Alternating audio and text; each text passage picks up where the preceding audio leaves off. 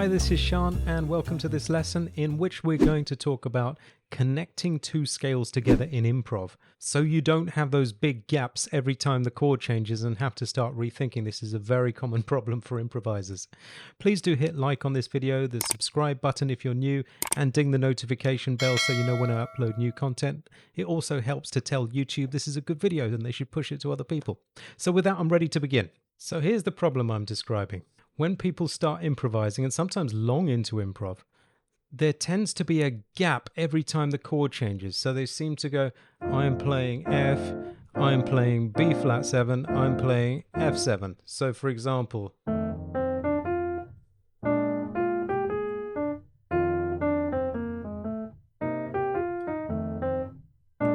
you know, that kind of thing. I'm exaggerating a little bit just to put the point across. But those are the things we can plug those gaps and sound much more fluent. So I'm using the blues. I'm probably only going to talk about 4 bars maximum. Why? Before people start commenting, why don't you finish the whole thing? Because we're not building an arrangement or a solo that you should copy. We're looking at skills here. And to be honest, 2 to 4 bars for me is enough to practice. It's enough in teaching my students, it's enough in my own practice. So what am I going to do? I'm going to start off just by going over the basic scales for that first line. If you're quite experienced and that's too easy for you and you're used to playing the blues, then you can skip to this point in the video or use the chapter markers.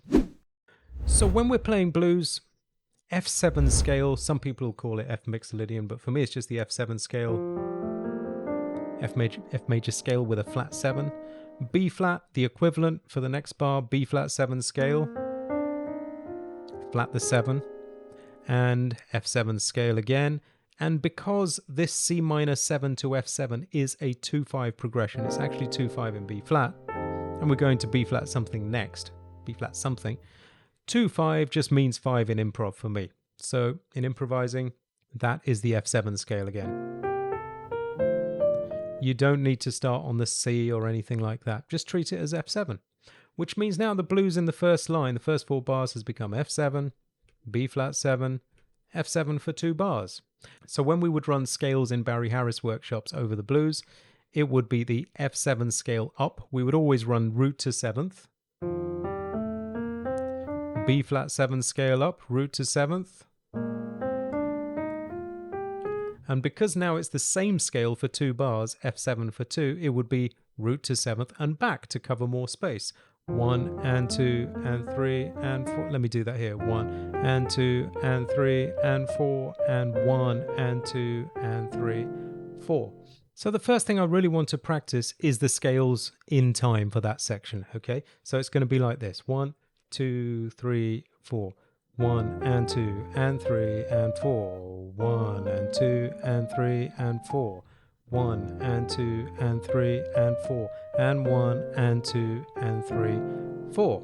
Okay, just getting that in time isn't as easy as it looks, especially for newer players. Okay, so that's the first thing to get down. Take the scales from different degrees as well. Anyway, that's perhaps for another day, getting deeper into that. So what we want to get into is connecting 2 scales together to create beautiful phrases where possible, right? So let's try something. Let's say if we're going up the F7 scale, the most important thing to know is where are you at a particular point in time in the bar. So 1 and 2 and 3 and 4. Now I want to connect to, see the and of 4 was empty, 1 and 2 and 3 and 4. And now I want to connect to the next chord. Ideally, I want to arrive there on a chord note. It's not essential all the time, but you'll sound correct in inverted commas if you do. Now, where are the B flat 7 chord notes that are nearby? 1 and 2 and 3 and 4. That's a nearby, that's the nearest chord note of B flat 7, that D. Could have been F as well. Let's see how we get to those 2 places and then what happens when we do. So first of all, 1 and 2 and 3 and 4 and 1. That would be one way, a surround note. Some people will call it an enclosure. Half step above, half step below, takes me to the D on the first beat of that B flat 7 bar. Let's just have a phrase after that. Pretty typical blues type phrase, right? the fifth of B flat, the third of B flat 7, the fifth extra note before the flat 7. So we're basically playing B flat 7 chord notes, right? That whole phrase now would sound like this.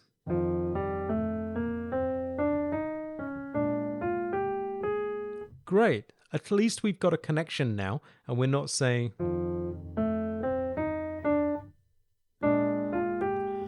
It's okay to have a break sometimes, but I notice in a lot of players that break is always there. Okay, so this is the reason to practice something like that. Okay, let's find a load of ways to connect these chords. Let's pick a number 1 to 7, 3. And I'm going to go 3, 4 and back. No particular reason. You could choose anything, okay? Okay, I arrived. Let's see the time. 1 and 2 and 3 and 4 and 1. Okay, yes, I did arrive at a B flat 7 chord note at the right time. The root, not my favorite place to connect, so let's see if I can do it another way. 1 and 2 and 3 and 4 and 1. Couple of extra notes. An elaborate surround of that D, right? And then the same phrase we had before, why not, okay? You see, if it was hard to do here, then if we go one extra note, it becomes easier. Like that. 1 and 2 and 3 and 4 and 1. You can improvise once you've made that connection good. It's all about getting that happening. Okay, let's try another one.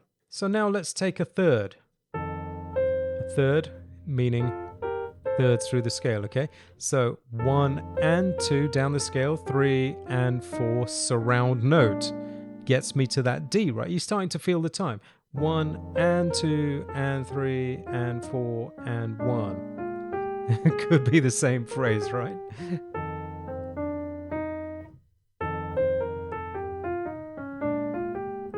Once you get a couple of things you like, then start playing with them. For example, start cutting off notes. So cut off the first note is a thing I love to do.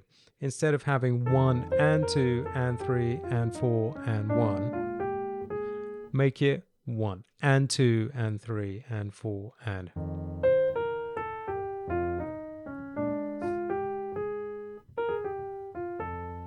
It starts to swing when that happens, right? Maybe you cut off 2 notes. Turns out the fourth is not an avoid note, as some people say, as long as you place it well, and as long as you connect to the next chord, right? Even if you put that fourth right at the beginning, right on the first beat. 1 and 2 and 3 and 4. You can go back up. And 1, right? Still, we just keep hitting the third somehow, but that's fine. Okay, now let's cut that first note off. So that's 1 and 2 and 3 and 4 and 1. Okay, let's get something a little more elaborate this time. Let's see. Okay. A triad in the F7 scale, or just on F. Down the scale of F7. And gets us to the 7th of B flat 7, right? Now, before you write off any phrases, please explore them. The thing my students are guiltiest of, and we're always talking about it, those of you who are watching, you know who you are, is throwing things away too quickly before it pays them back in any depth. So, for example, one of my students might go, okay, that's all right, but couldn't it be more? Sure. Why don't you try cutting off the first note as a first step, right? So 1, 2, 3, 4, 1. Fine. Great. Maybe cut off 2 notes. 1, 2, 3, 4.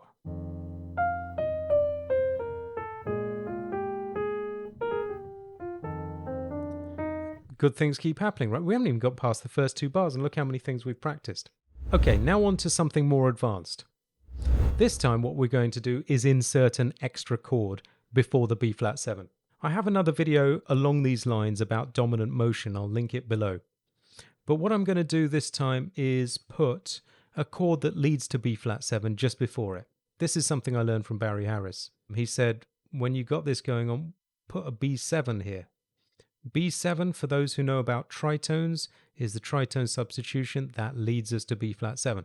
I've got a video on tritone substitutions as well. I'll link that below too. So this time, okay, we've got F7, B7, B flat 7. So we can take either scale notes or chord notes from the B7 on the second half of that bar. Very, very effective thing to do on the blues. Okay, first of all, let's just run over the B7 scale. So B7, 2, 3, 4, 5, 6, flat 7th of B. Okay, that's our scale. If you know B major, then it's like that. And then B7 is like that, okay? Okay, well, let's try something.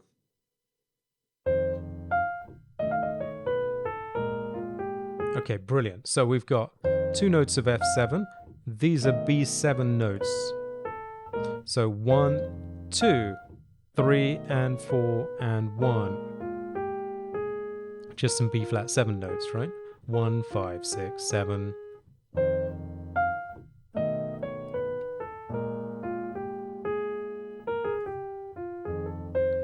Back on F7, so we got the A natural. Why do I love a phrase like that? Because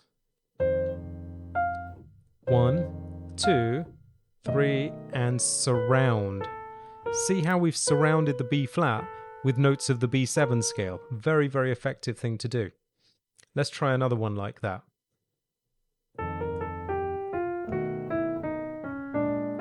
Okay, brilliant. So we've got F7 scale, triplet between the 3rd and 4th, triplet 2 and 3. This is B7 down the scale. And we've come out on the 3rd of B flat 7 again. We've got that B flat 7 scale, that B flat 7 phrase that has kept coming up, right? 1 triplet 2 and B7. B flat 7. Let's try that with the track. Let's see. 2, 3, 4.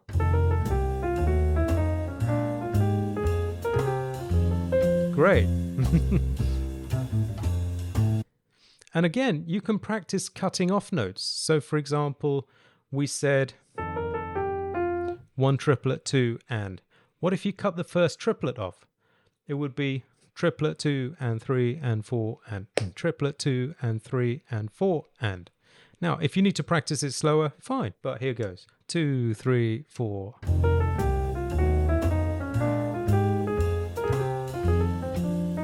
You see? 1 triplet 2 and becomes 1 triplet 2 and 3 and 4 and 1 and 2 and. See, they really start to swing if you do these simple little things to them. So we've really just connected F7 and B flat 7 by way, in the end, with some more advanced stuff, by way of B7. There are many ways to do this on the blues and on every tune. This isn't specific to the blues. I love practicing in a way where your practice pays off in lots of different ways, not just in one way. That's the great thing about learning to practice. So thank you for watching. I hope you got something from that. Hope you enjoyed it, and I hope you found something that you can use in your own playing. If you did, then perhaps you'll consider becoming a Jazz Skills member, where I have hundreds of lessons on improvisation, on chords, voicings, movements, tunes, learning strategies, and individual help as well. Everything you can think of. So check that out on jazzskills.com, and see you on the next one. Thanks a lot. Bye for now.